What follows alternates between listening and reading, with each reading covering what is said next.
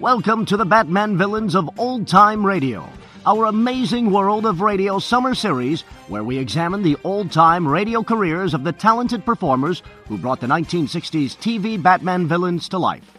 Now from Boise, Idaho, here's your host, Adam Graham. It's time to begin our new summer series as we take a look at Batman villain actors in old-time radio. I wasn't even born when the 1966 Batman series first aired. By the time I watched it when I was 7 or 8, the series was more than 20 years old, but I was hooked. I loved the costumes, the music, and just the overall fun of the series. As I've listened to old-time radio, I've encountered many of the performers who I first saw as a kid on Batman and realized how talented and versatile they were and how they channeled that talent into making the 1966 Batman series, this amazing, weird, and wonderful show that has such a cross-generational appeal. So during the course of the next 13 weeks, we're going to listen to the radio work of these actors who played villains in Batman, and we'll also talk about one of their stories that they did on television. Today we begin with Barbara Rush. Miss Rush passed away at the age of 97 on March 31st. She had a remarkable career on stage as well as in television and film. In 1954, she was a Golden Globe Award winner for her performance in It Came from Outer Space. During her career, she had regular roles at different times on the soap operas Peyton's Place, All My Children, and Flamingo Road. She also played the mother of the Bionic Woman and the grandmother on Seventh Heaven. And during this very long, productive career, she also played a Batman villain. She played Nora Clavicle in the episode Nora Clavicle and the Ladies' Crime Club. Her radio career was limited. She was beginning to hit her stride as an actress as the golden age of radio was winding down. However, she got a featured part in the Lux Radio Theatre adaptation of Great Expectations opposite the lead, another up-and-coming actor by the name of Hudson. So here, from October 12th, 1954, is Great Expectations.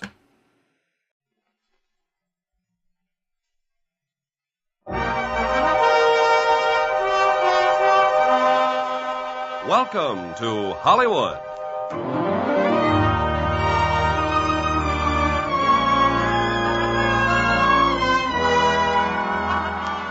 The Armed Forces Radio and Television Service brings you the Hollywood Radio Theatre, starring Rock Hudson and Barbara Rush in Great Expectations. Ladies and gentlemen, your producer, Mr. Irving Cummings.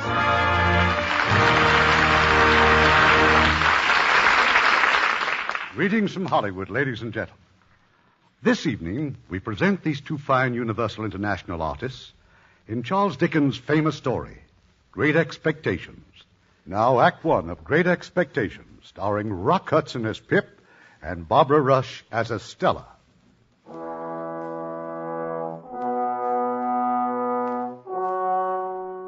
This dark and tangled narrative has its beginning in the year 1821.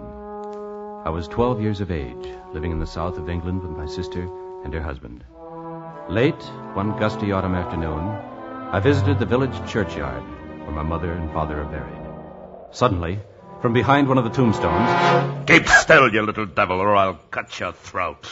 He was looming over me, huge and horrible, his great wrists shackled in a chain, an escaped convict. Tell us your name, quick.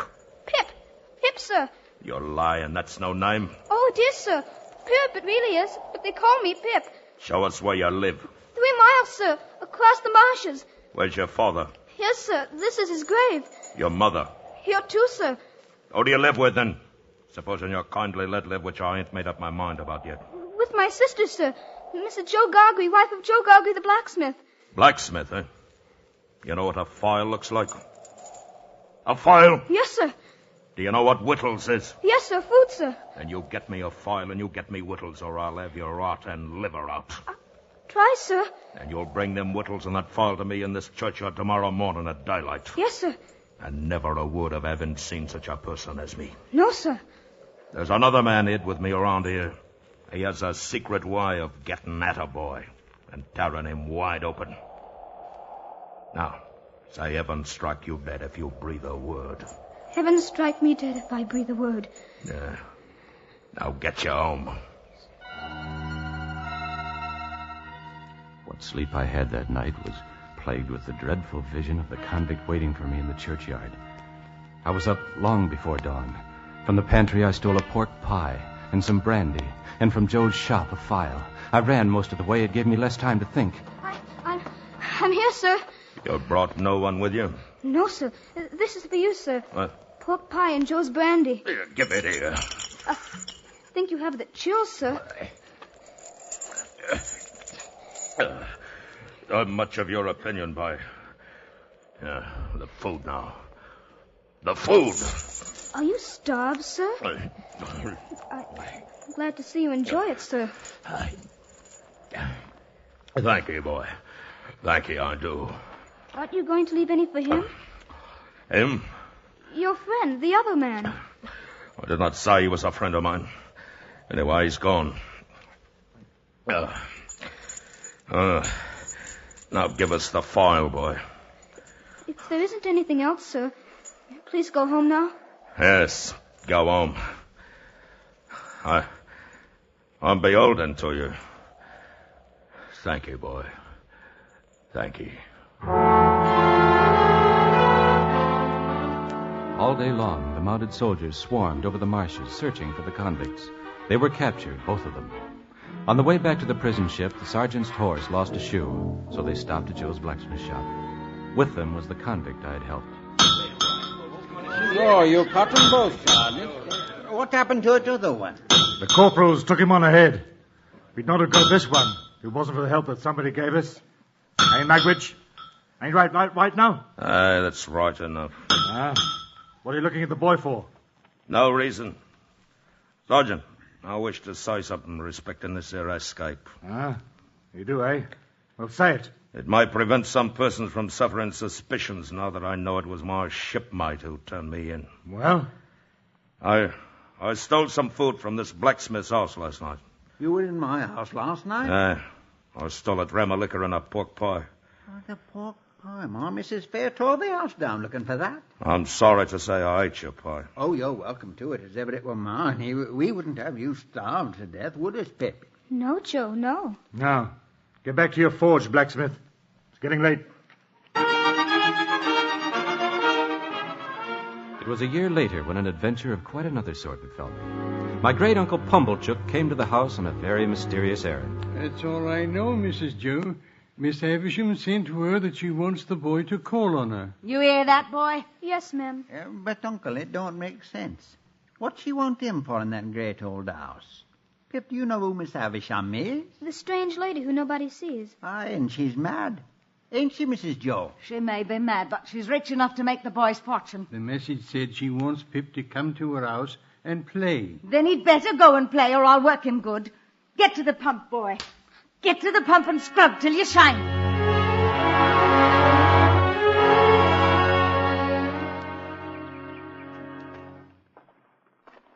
There's a fine big gate, Grandnevy.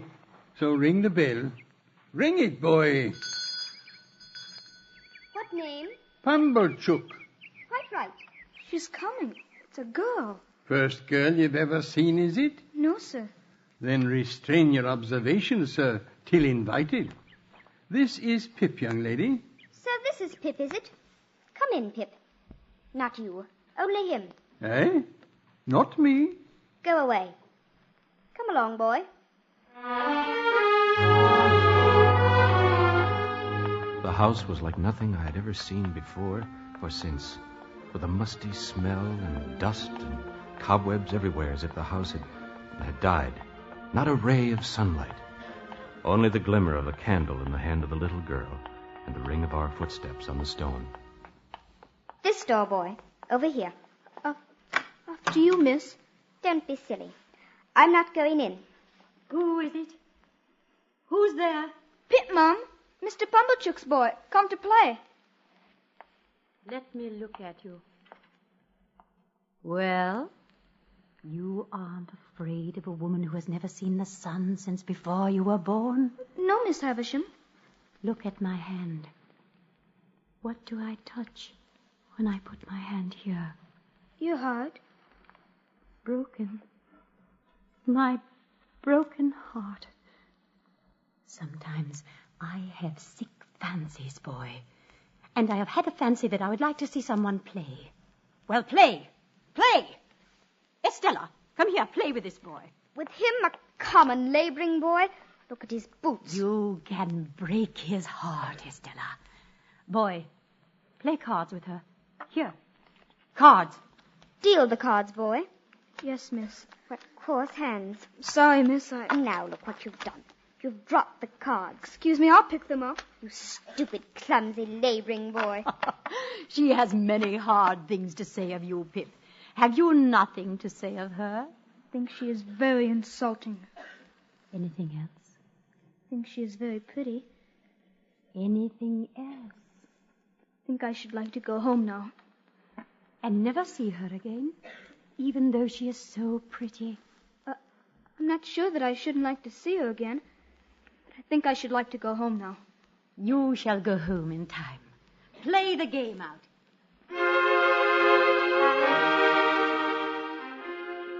Thereafter, in accordance with Miss Havisham's wishes, I made innumerable visits to the great house.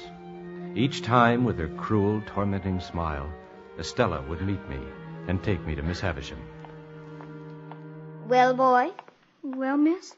Am I pretty today? Yes, I think you are very pretty. Am I insulting?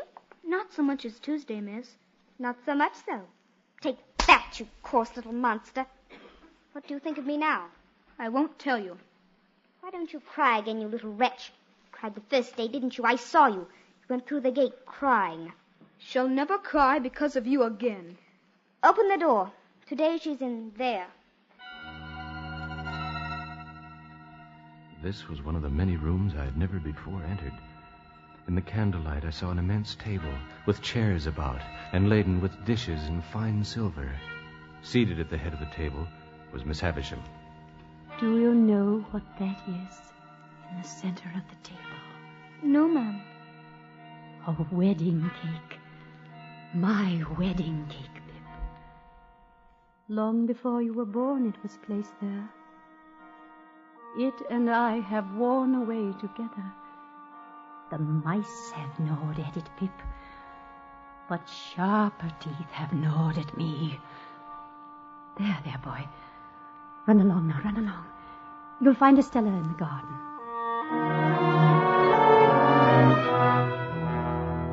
Estella was not in the garden. A boy was there, a stranger, stripped to the waist. He said Estella had sent for him to fight me and teach me manners. So I fought with him and cut his eye and sent his nose to bleeding. He was very gracious about it. Well, you won all right. Fight's over. Can't I help you? I didn't mean to. No, thanks. I'm tip-top. Can't understand how you did it, though. You're leaving? Oh, yes. No point in staying now, is there? Good afternoon, then. Same to you. Boy. Where are you? Over here and don't ask. When I call you, come. Yes, miss. You whipped the village boy. I had no wish to fight at all. But you whipped him. So you may kiss me. Thank you. Go home. It's no use. You'll never become a gentleman. I would never be a gentleman any more than I could give up running to Miss Havisham's every time she gave me leave to do so. And each time Estella hovered about, but never again did she tell me I might kiss her. I hate you, boy. I hate you. My admiration of her knew no bounds, and scarcely a night went by without my falling asleep with the image of her lovely face before my eyes. Then came a day when I went to Havisham House with slow feet and heavy heart. Can't come to see you anymore, Miss Havisham. I've heard the news, Pip. Your sister has died. Yes. She treated you miserably. You'll do better without her. But I have to help Joe now, Miss Havisham, at the forge. An apprentice blacksmith? You? Yes, Miss Havisham. Since this is your last visit, here, some golden sovereigns. Thank you. You've earned them well. Thank you.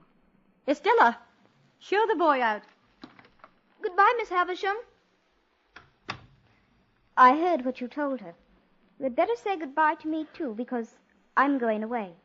Going away? To France, to be educated. France? Well, aren't you sorry I'm going? Yes, Estella. Very sorry. Well, who have we here? A boy, Mr. Jaggers. A boy? From the neighborhood, eh? Yes, sir. Miss Havisham sent for me, sir. Well, behave yourself then. I have a pretty large experience of boys, and you're a bad lot of fellows.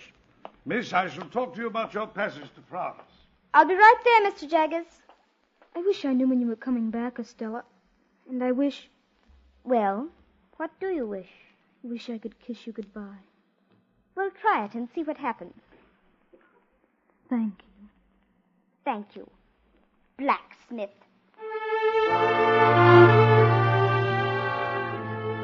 My boyhood had ended, and my life as a blacksmith began.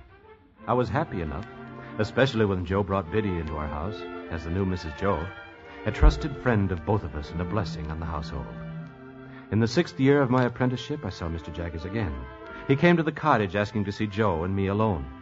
So you are the blacksmith, eh? By name Joseph or Joe Gargery? Yes, sir. Have you an apprentice commonly known as Pip? I'm Pip, sir. So you're Pip. My name is Jaggers. I'm a lawyer in London. You'd better close that door. Yes, sir. Now, Joseph Gargery, I am the bearer of an offer to relieve you of this young fellow. You would not object to cancelling his apprenticeship for his own good? You would want nothing for so doing? Oh, heaven forbid that I should want anything for not standing in Pip's way. Oh, he's a fine, good lad, sir. Very well, then. I come now to the young fellow himself. To him I say that he has great expectations. I am instructed to inform him that he will come into a handsome property. Pip! Wait, Joe, wait. Further, it is the desire of the present possessor of that property that he shall be immediately removed from his present sphere and brought up as befits a young gentleman, and that he always bear the name of Pip. If you have any objection, mention it now. I have no objections. I should think not, indeed. Further, Mr. Pip, you are to understand that the name of the person who is your benefactor is to remain a profound secret until the person chooses to reveal it. Yes, sir. If you have any suspicion as to whom that person might be, keep that suspicion within your own breast, sir. Well, Mr. Pip? I have no objection. Now then, kindly consider me your guardian. Thank you, sir. Let me tell you, I am well paid for my services, otherwise I should not render them. I shall arrange for you to come to London in 2 weeks. You will need some new clothes. Here, sir, 20 guineas. Well, Joseph Gargery, you look dumbfounded. Hey, sir, I am. Then good night, Mr. Gargery. Good night, Mr. Pip.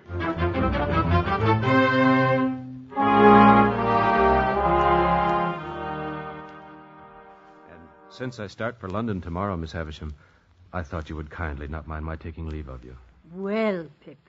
Well, I must say your new clothes are quite handsome. Miss Havisham, I have come into wonderful good fortune since I've saw you.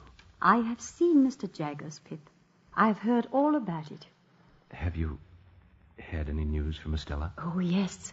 Prettier than ever, I dare say, and admired by all who see her. You, too, have a promising career. Be good and deserve it. Yes, Miss Havisham. Thank you, Miss Havisham. Thank you for everything.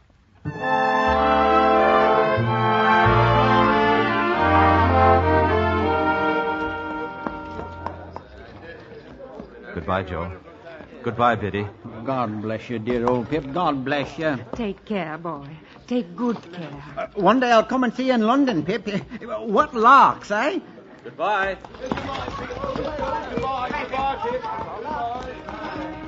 Joe, who's behind all this? Who could it be, Joe? You'd best not worry your head over that, love. Just wave goodbye to a young gentleman. A young gentleman of great expectations.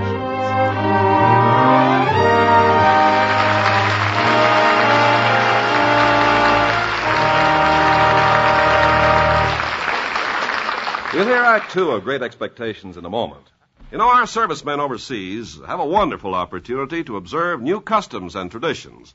And they find, too, that these ideas of other people aren't so strange after all. Take, for example, the foods that people eat or don't eat. Among many people, the eating of beef or pork is absolutely taboo. Among others, any flesh may be eaten except that from animals with cloved hooves. Some groups will eat fish only if they have scales. Everybody has his favorite food, too, such delicacies as fish heads in Japan, frog's legs in France, or pig's knuckles in Germany. Well, these things might sound strange, but as our servicemen have observed, there are reasons for them. The reasons may be religious, as in the case of not eating pork, or they may be based on dietary rules from the standpoint of health. We have the same thing in our own culture. You like a big stack of hotcakes for breakfast covered with plenty of melted butter and maple syrup. But your wife finds she can lose a couple of pounds where it counts by eating a half a grapefruit and a cup of black coffee. Then we have our food faddists, the people who advise wheat germ or stone ground flour or a big helping of blackstrap molasses. If it makes them feel better, then that's the right diet for them. You can add to the list the thousands of vegetarians. They get along fine without T-bone steaks. And many of our religious groups follow certain rules as regards food. The Orthodox Jews refrain from eating pork products. Catholics abstain from eating meat on Friday. Other orders have certain days for fasting. Well, what is true about food habits around the world is true also of other customs and traditions. The way of doing things may be different, but the ideals are the same. And they're important to the people who follow them. Our servicemen are helping to maintain goodwill by observing the customs of other people in other lands. Now, our producer, Mr. Cummings. Act 2 of Great Expectations, starring Rock Hudson as Pip and Barbara Rush as Estella.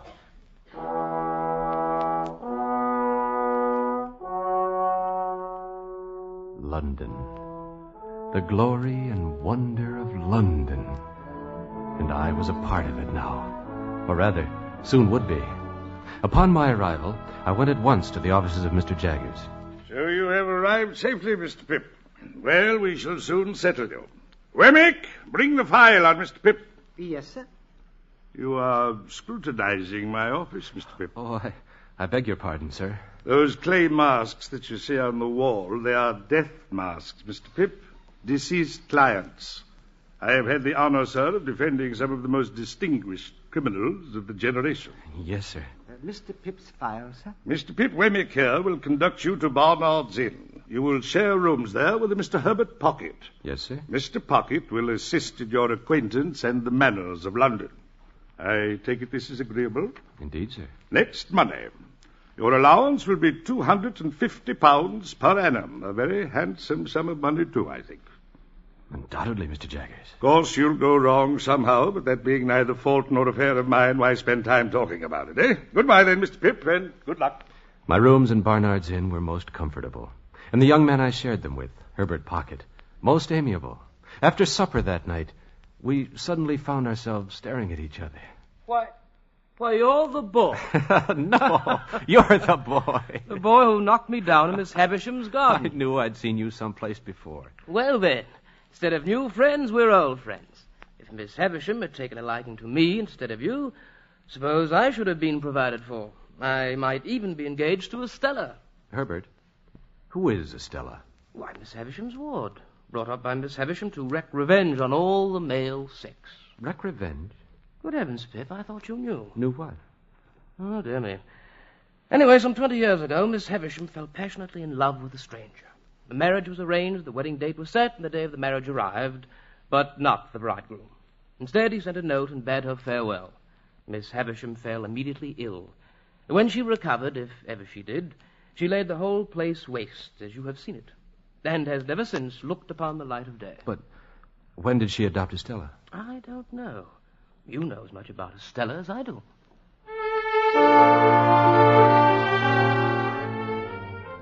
If I learned little from Herbert about Estella, I learned a great deal of the art of being a useless young gentleman. On my 21st birthday, Mr. Jaggers, my guardian, sent for me. Sit down, Mr. Pip. Now then, what do you suppose you are living at the rate of? The rate of, Mr. Jaggers? The rate of. I'm afraid I'm not able to answer that. I thought so.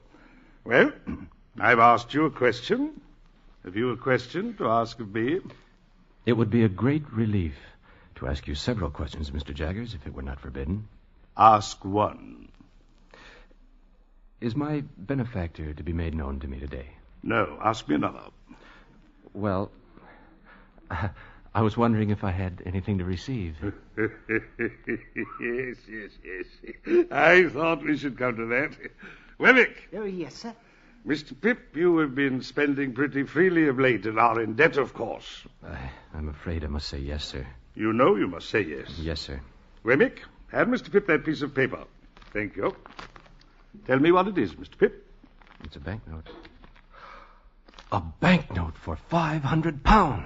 And at the rate of that handsome sum per annum, and at no higher rate, you are to live until your benefactor appears. Will it still be years hence, Mr. Jaggers? I cannot answer that. Good afternoon, Mr. Pip.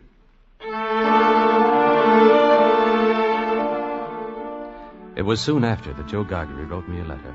He was coming to London. Of a sudden, I realized I was ashamed of Joe.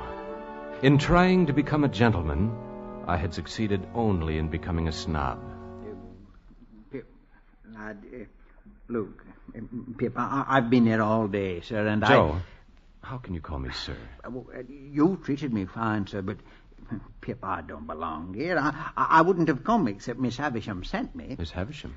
Would you tell Mr. Pip, she says, that I wish to see him for I have something to disclose to him. Well, I've now concluded, sir, and Pip. You're going, Joe? Pip, old chap, you and me's not two figures to be seen together in London. I'm wrong away from it, Forge. You may stay the night if you wish. No. God bless you, dear old Pip, old chap. God bless you. The next day, I presented myself once again at Havisham House. Pip, come in, Pip. How good to see you. How do you do, Miss Havisham? Well, have you no eyes but for me? Look about you. Estella. Good afternoon, Pip. What a wonderful surprise and pleasure. You will both have a lot to say to each other. Go out in the garden, both of you.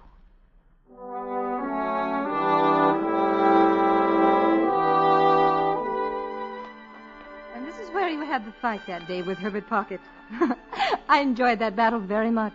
You rewarded me very much. Did I? Don't you remember? No. Do you remember? No, I don't. Do you remember the first time I came here? The time you made me cry. I made you cry. You don't remember? You meant nothing to me. Why should I remember? Oh, you must realize, Pip, that I have no heart. Perhaps that's why I have no memory. No one looking at you could believe that, Estella. No sympathy, no feelings. And if we are to be thrown together, you had better believe that at once. I cannot believe it. Well, at any rate, it's said, so don't expect too much of me. Come, Pip, we'll walk once more around the garden.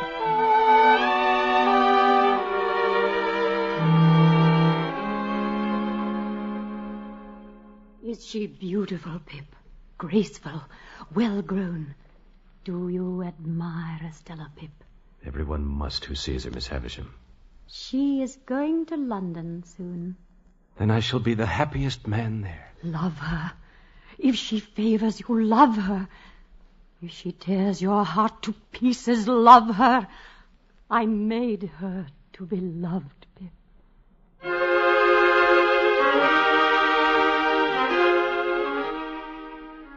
I called briefly upon Joe and Biddy and returned to London.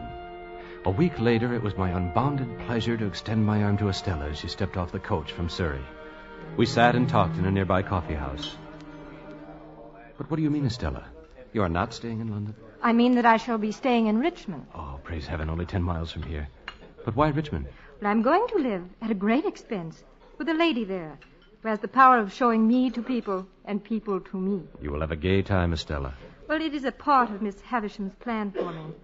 Oh, but I cannot take great pleasure, Pip, in events I do not shape. But I will try to be beautiful and gay and obedient.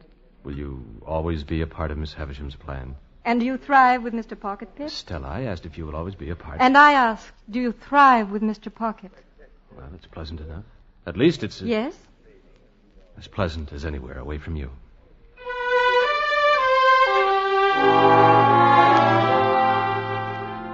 With Estella so near London, I was able to see her often in the months that followed. But I was only one of the many admirers. One winter's night, Estella's patroness gave a ball.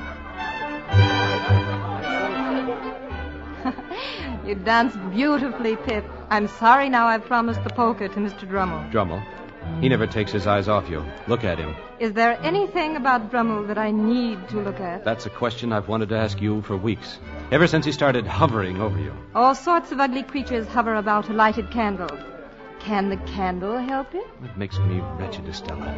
You give him looks and smiles such as you never give me. Do you want me then to deceive and entrap you? Do you deceive and entrap him, Estella? Yes, and many others, Pip. All of them but you.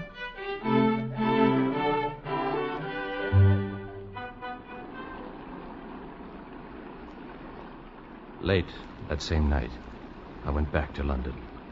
Herbert had not yet come home. I thought it was his knock that I heard on my door. But when I opened the door, an old man stood before me, his long white hair and his black cloak dripping with rain. Mr. Pip? Aye, Mr. Pip. What's your business here? I'd like to sit down first. It's disappointing to a man after having come so far. I don't know what you mean, sir. Wait. Is there anyone else about? Why do you ask that? You're a gayman, Pip. I'm glad you growed up to be a gayman. There's no one here. Look at me. Who am I? Well, how do I know who you... The churchyard. The convict I gave food to. You acted noble, Pip, and I never forgot it. Never. There was no need for you to come here to thank me. I wanted to see you again. If I spoke harshly to you just now, I'm sorry. How have you been living? I've been a sheep farmer, far away in New South Wales. I hope you've done well. I've done wonderful well. Me, an escaped convict. I'm very glad. I hope to hear you say so, dear boy. You've done well, too, eh? Quite well. I've been chosen to succeed to some property. May I ask what property? I don't know. May I ask whose property? I don't know that either. Could I make a guess, I wonder, at your income since you've come of age, Say, £500? Yes, but... And your guardian, could it be he's a lawyer, Pip? As to the first letter of that lawyer's name now, would it be J? How do you know this? As to the employer of that lawyer whose name begins with J and might be Jaggers. You! It's you! Aye, dear boy, yes, Pip, it's me what's done it. You give me your hand, Pip, let me hold it. I swore that time, sure as I'd ever escape again and earn a guinea, that guinea should go to you. That there hunted dog, which you kept life in, got his head so high that he could make a gentleman. And Pip, you're him. Didn't you ever think it might be me? No, never. No one else. Oh, Miss Havisham, perhaps. No one else, dear boy. Single-handed. Your second father, Pip. Me.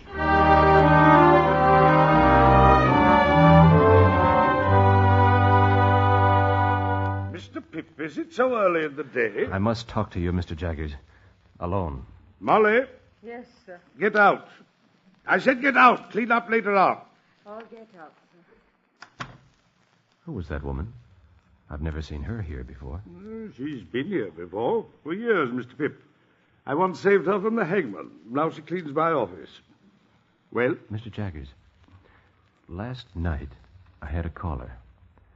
I want to assure myself that what I've been told is true. Did you say told or informed? Told would imply verbal communication. You can't have verbal communication with a man, for example, in New South Wales. I will say informed, then. I have been informed by a person named Abel Magwitch that he is the benefactor so long unknown to me. That is the man in New South Wales. Well, wherever he is. I've always supposed it was Miss Havisham. Well, have you now? Why? Not a particle of evidence, Pip. Take nothing on supposition. Take everything on evidence. Well, you have nothing more to say. I will say this. I think you should know that I communicated with Mr. Abel Magwitch in New South Wales, reminding him that if he should ever set foot again in this country, he would be liable to immediate execution. Take a look out that window, Pip. Yonder you'll see the prison yard. What is occurring in the prison yard? Horrible. They're preparing to hang. Surely not all those people. 8, I believe, this morning. Happens every day. Magwitch has enemies here who would not hesitate to inform on an escaped convict. There is a reward for such as want it. I see. But no doubt he has guided himself by my caution and has remained in New South Wales. But if Mr. Magwitch were in this country, he would have to be got out of this country at once, would he not? If he were here, and anyone cared about him, yes, at once. Then what has to be done must be done. Good day, Mr. Jaggers.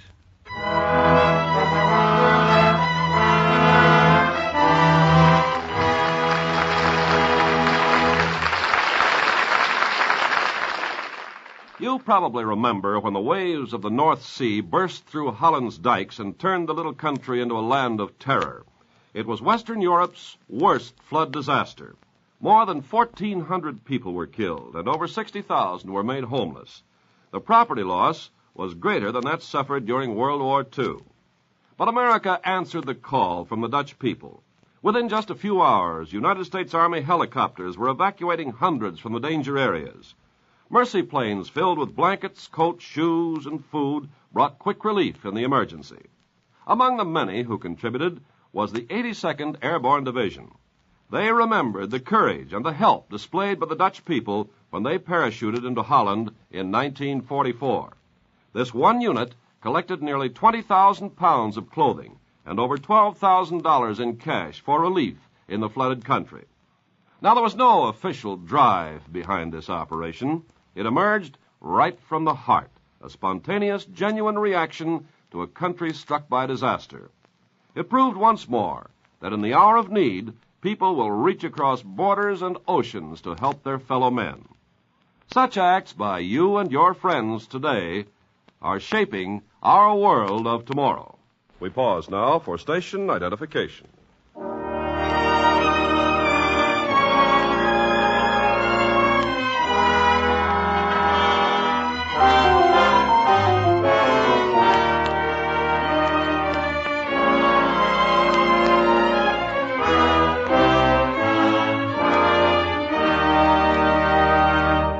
Curtain rises on Act 3 of Great Expectations, starring Rock Hudson as Pip and Barbara Rush as Estella.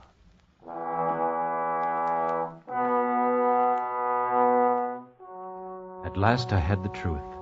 I knew my benefactor, and I knew he was now risking his life only that he might see me. I had but one course to follow. Somehow I must get Abel Magwitch out of England and remain at his side as long as he lived. With one man only did I share the secret, Herbert Pocket. Leaving him to share Mr. Magwitch, I sought Estella. I found her at Havisham House. We have company, Miss Havisham. Look. Pip!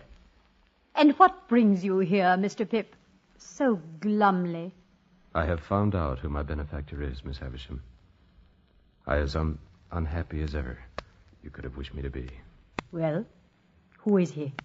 It is not for me to say. Well, then. When Mr. Jaggers... Mr. Jaggers had nothing to do with it. His being my lawyer and the lawyer of your patron is coincidence. Yet for all this time, you've led me on. Yes, I led you on. Was that kind? Who am I, for heaven's sake, that I should be kind? What little more I have to say is for Estella. I would have spoken sooner, Estella, but I believed that Miss Havisham meant us for one another. I felt I could not tell you my real feelings while you were not free to choose for yourself. But now that I am going away, I can speak. I have loved you, Estella, since I first came into this house. And I have warned you not to love me. But you would not be warned. Is it true that Bentley Drummle is here in Surrey pursuing you? Quite true. And that you encourage him to do so? Quite true. You cannot fling yourself at such a man. Should I fling myself at you, Pip? who would sense at once that I can bring nothing to you. But you can't love him, Estella. Well, I'm going to marry him. Oh, Pip, don't be afraid of my being a blessing to him. I shall not be that. Here is my hand. Let us part on that. You'll get me out of your thoughts in a week. Goodbye, Pip. Let her go, Pip. What have I done? What have I done? I had not reached the gate of Havisham House when a frightful scream sent me rushing back. I heard a window shatter and saw a sheet of angry flame and the terrified face of Miss Havisham as the fire enveloped her. I dashed to the room and carried her out and went back a second time to smother the flames. A falling candle must have started the fire. But Miss Havisham could not say. Miss Havisham was dead. When I returned to London, I was summoned immediately by Mr. Jaggers. I had you come to my house for good reason, Mr. Pip. How do things fare at Barnard's Inn? Why do you ask? Because I have just got word that an old enemy of a certain convict knows of his presence here in London. I have been watched. I also heard that you are being watched. I? And might be watched again. So I advised a certain Mr. Herbert Pocket to get a certain individual out of the way while you were out of the way. Where are they? I shall take you there tonight. That night I joined them, Mr. Magwitch and our faithful friend Herbert Pocket. They were near Gravesend, hiding away in an obscure lodging house on the Thames River. It was here that we planned our escape. Twice a week, a packet boat left Gravesend Pier and crossed the channel into France. If someone was watching us, he'd be at that pier. We had to find some other way of boarding the packet boat. Far down the river was a buoy. Here we observed a boat could always stop to drop the river pilot, and on occasion to take on more passengers. That was where we would have to go aboard. Daily, Herbert and I went rowing in the river, becoming familiar figures to any who might otherwise suspect us. At last came the day we had waited for. But with it, stormy winds and heavy rain. 6 o'clock. Still have time if the storm let up. How does it look from the window, Pip? Black as ever. The river's too rough. That sea'd swamp us before we could... What is it, boy? On the beach. 2 men on horseback. They're looking at this house. They're taking notes. No, stay where you are. Police? I can't say. I think so. Wait, they're going now. They're walking their horses. This way? No, toward town. They can't be too sure of themselves they'd go at a gallop.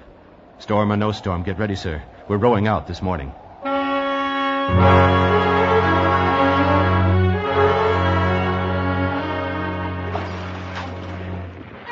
The storm stopped, Pip. Our luck's with us. Once we locate the buoy, we'll be all right. Row, Pip. Right oar, man. Right oar. Tell me something, Mr. Magwitch. What, dear boy? What I did for you as a child was such a small matter. Why have you done so much for me? I had a child of my own once, Pip. A little girl who I loved and lost. What happened to her? I don't know. But when on those lone, shivering marshes a boy was kind to a half-starved convict, that boy took the place of the child he'd lost.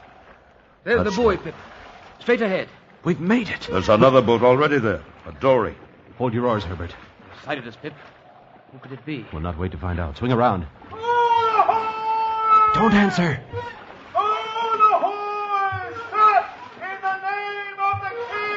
Pip, they're coming after us.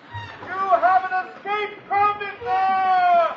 I call upon him to surrender, and you to assist! We'll head for the fog bank, Herbert. We can still lose them. Stop! In the name of the king! Stop! There were 4 men at the oars of the dory. It was just a matter of time before they'd be upon us. Then, through the fog, we heard the engines of the packet boat. It was bearing straight down upon us. There was one desperate chance to take. Row straight for the steamer in the hope our pursuers, fearful of being run down, would rest their oars. But if they too heard the ship, it deterred them not 1 instant.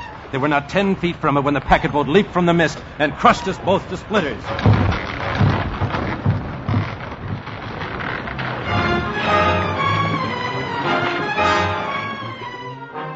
The next I knew, we were aboard the steamer.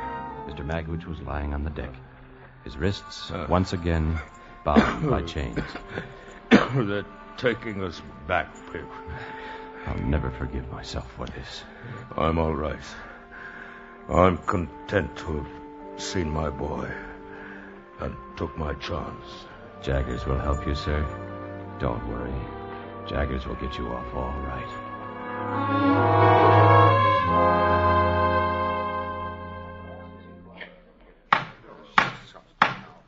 The prisoner at the bar will stand and come forward. Mr. Jaggers. The law is the law, Mr. Pip. We have been defeated. Abel Magwitch, the sentence of the court is that you shall be taken hence to the place of execution, and there hanged by the neck until you are dead.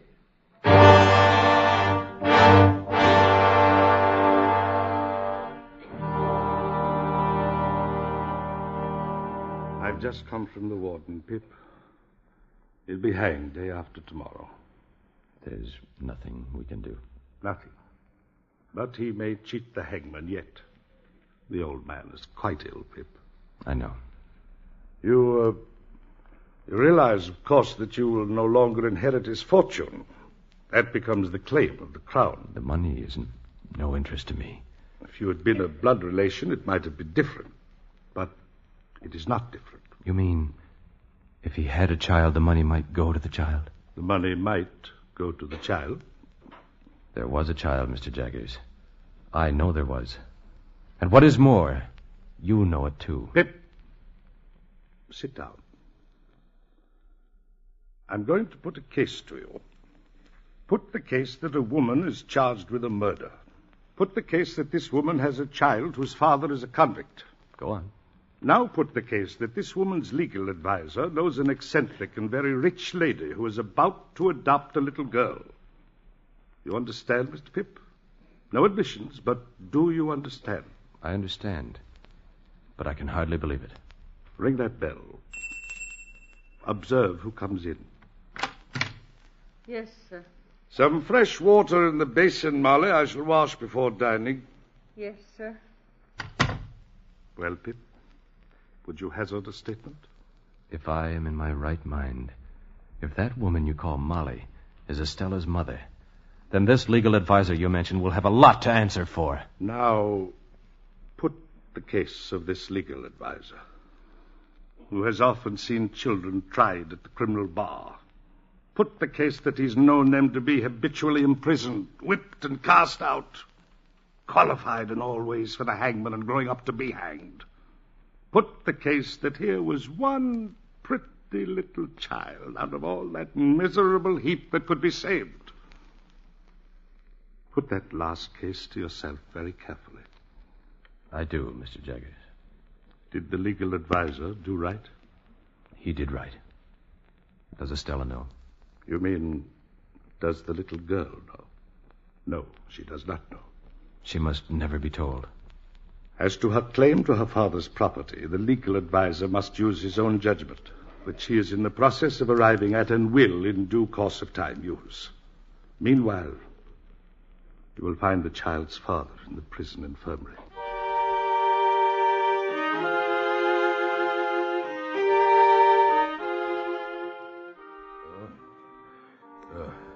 Oh, dear boy. Oh, I thought you wasn't coming. Yet somehow I knew that you would. I've been waiting permission from the warden. Oh, God bless you, Pip.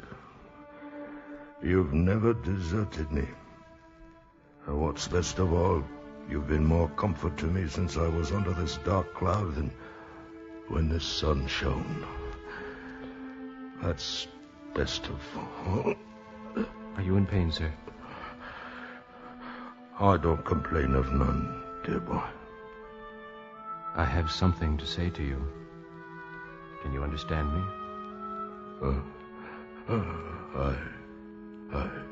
You had a child once whom you loved and lost.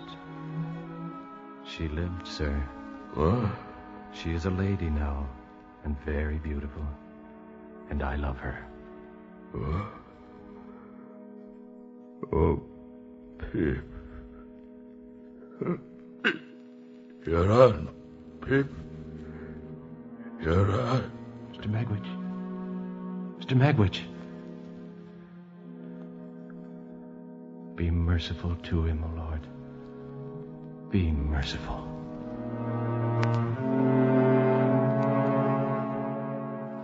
Abel Magwitch died in my arms. I remember walking back to Mr. Jagger's office and suddenly finding the room spinning before my eyes and my legs turning to water. When my senses returned, I was in my boyhood room, and Joe Gargery was smiling over me. You betcha, Pip. Your fever's gone, old chap. Joe. It is Joe. Which it are, old chap? I'm in your house, Joe. 3 weeks and more, Pip, and almost dead. We brought you home, dear old Pip, old chap, Biddy and me. After the way I turned from you. You break my heart, Joe. Ever the best of friends, Pip, come what may. Soon you'll be well again, and then, coo, what larks, eh? Biddy. Right here, Pip, dear.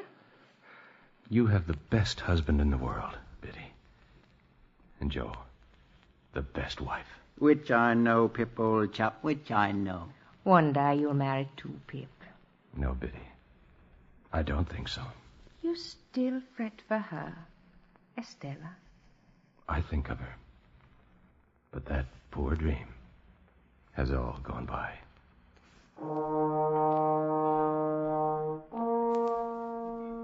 Has all gone by.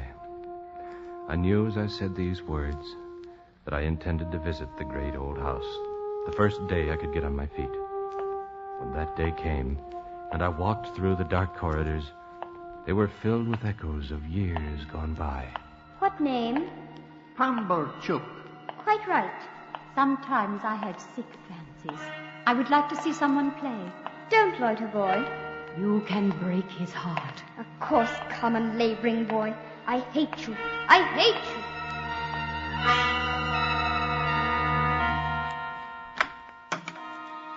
I opened the door of Miss Havisham's room. For one frantic moment, I thought I saw her there. Miss Havisham sitting in her chair. Come in, Pip. Estella. Estella. I thought you were in Paris with your husband. I have no husband, Pip. Haven't you heard? Well, I've been ill, Estella. I've heard nothing.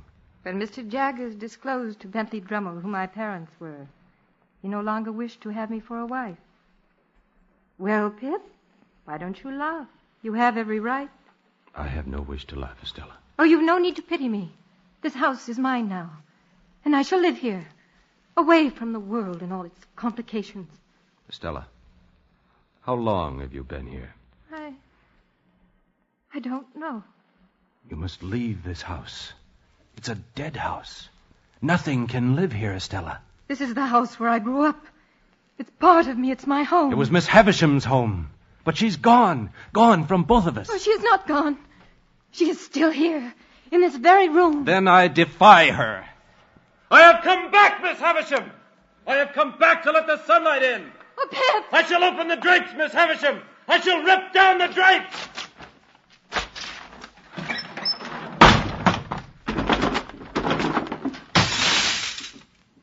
There is sunshine in your house again, Miss Havisham. The sunlight is streaming through. Oh, Estella. Oh, my God. Oh, Pip. I'm afraid. Look at me. We will start again, Estella. Together. Come with me, Estella. Out. Into the sunlight.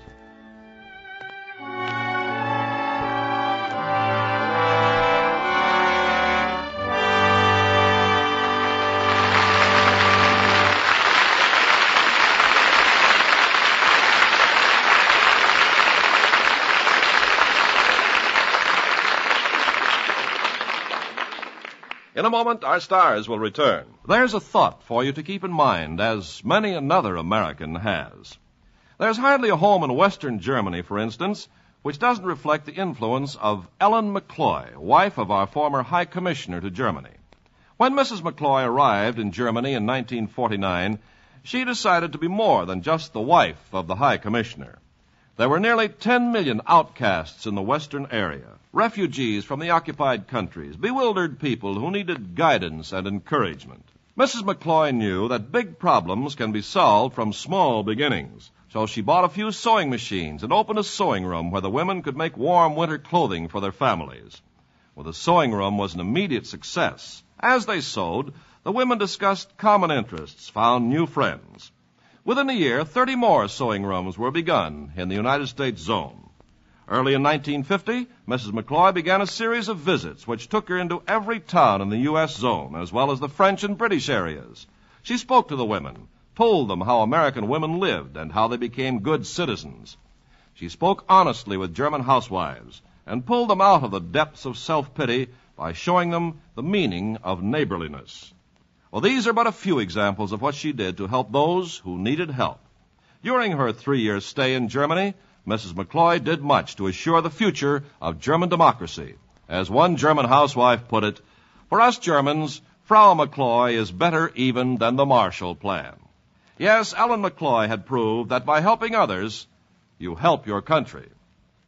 Now, here's Mr. Cummings with our stars. And now that they've fulfilled our great expectations, Rock Hudson and Barbara Rush take a bow.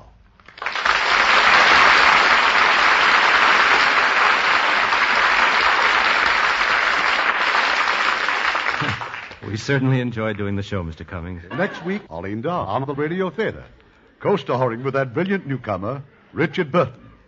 And as our play, we have chosen one of the great love stories of all time, 20th Century Fox's impressive drama of the star-crossed lovers, David and Bathsheba. And that's one I won't miss. Good night. Good night. Good night. It was wonderful seeing you again.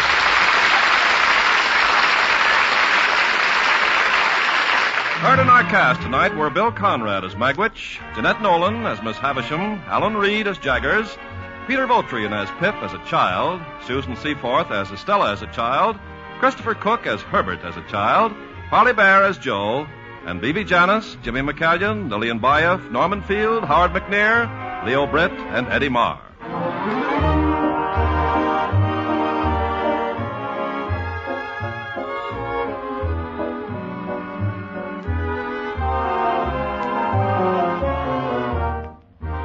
Hollywood Radio Theatre is produced by Irving Cummings. Our orchestra is directed by Rudy Schrager.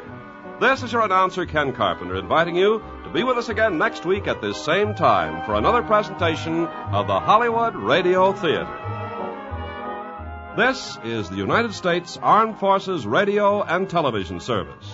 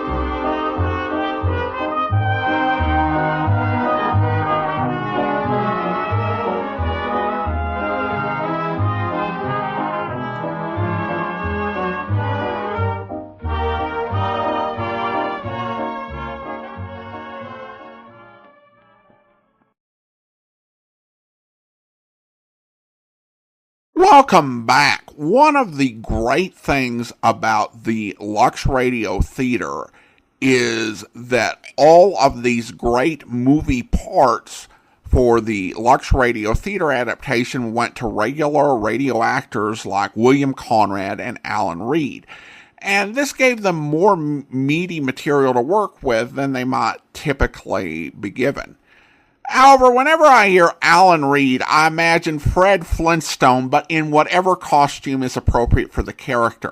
But I think as Jaggers, he really got a chance to show that he had serious dramatic chop. Jaggers is such an interesting character because while he's a flawed character, he's trying to do his best in dealing with a harsh system that not only metes out severe punishment to the guilty, but often punishes the innocent as well, which is a recurring theme in Dickens' work. This appears to have been inspired by the 1946 British film adaptation and follows the same general plot. Barbara Rush wasn't given a whole lot to do on radio, but definitely was able to believably portray Estella and the way she had grown into this sort of coldness and callousness that Miss Havisham instilled in her, whether intentionally or not.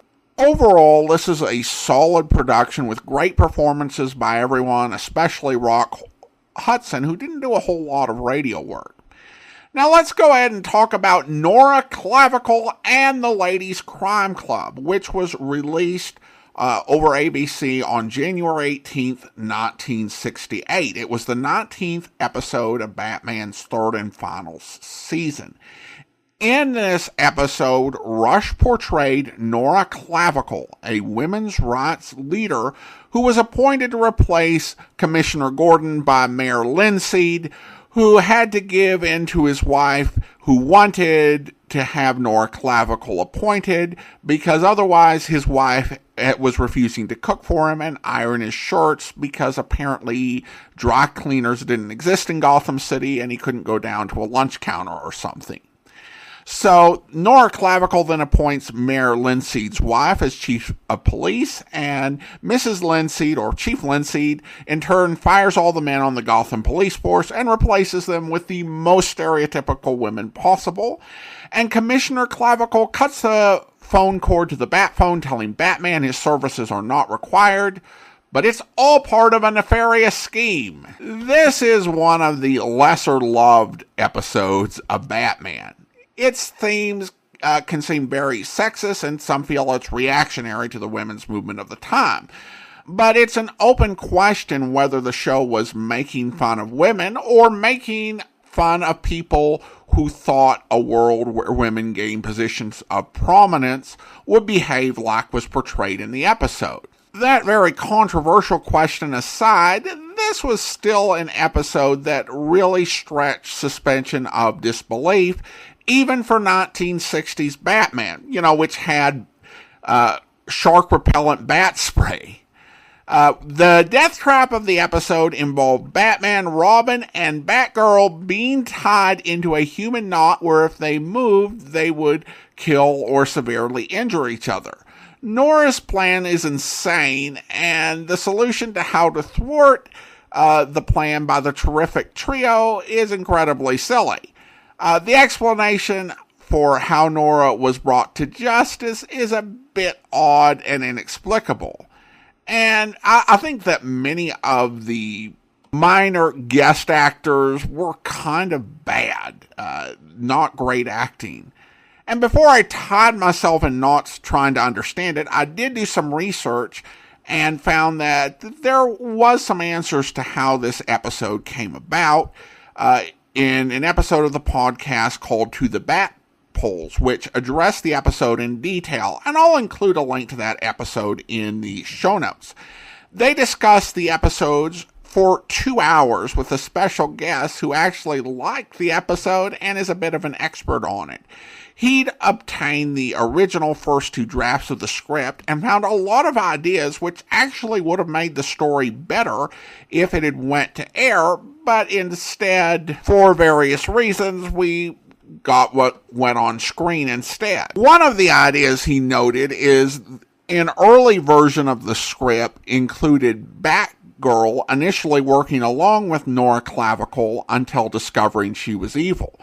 One big thing that came out of their discussion was that the first draft was turned in and then filming was completed 9 days later. It wasn't final draft was turned in 9 days later. The whole filming was done 9 days later. That's insane because in a 9-day period, they had to make a new draft and then make revisions on the fly, deal with network censors and their demands, and no wonder the story turned out to be a bit of a mess. It does speak to why a lot of programs during the early days of television tended to have these major drops-offs in quality fairly quickly in their runs. The demands of the production schedule were just too much. What I really think was the positive of the episodes, and its redeeming quality, comes down to the commitment of the lead actors, particularly Adam West and Barbara Rush. This was a ridiculous script, but they went for it with gusto. Miss Rush had a fantastic career and did genres like science fiction and soap operas that demand you push beyond what might be considered realistic and reasonable and turn in a heightened performance. You really have to lean into what the script is demanding and give the performance that's called for, and by that standard, Miss Rush did a great job on this one. So while this is never going to be my favorite story, I think that she was a highlight of it along with Adam West. Now, one thing I did want to go ahead and address, if you are curious or want to watch an episode that we've talked about here, when I first conceived of this, the Batman 66 TV series was actually all available on Tubi and Freevee.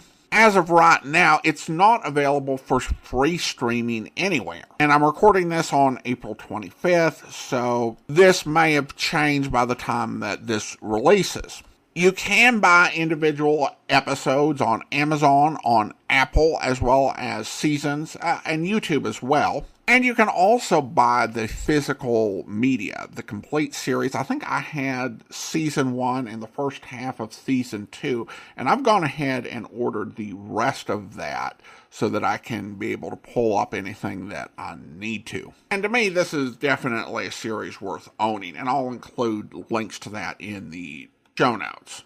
Well, now it's time to thank our Patreon supporter of the day. And I want to go ahead and thank Mark. Mark has been one of our Patreon supporters since January 2016, currently supporting the podcast at the rookie level of $2 or more per month. Thank you so much for your support, Mark. And that will wrap up our podcast. We will be back next week to hear another Batman villain actor in old-time radio.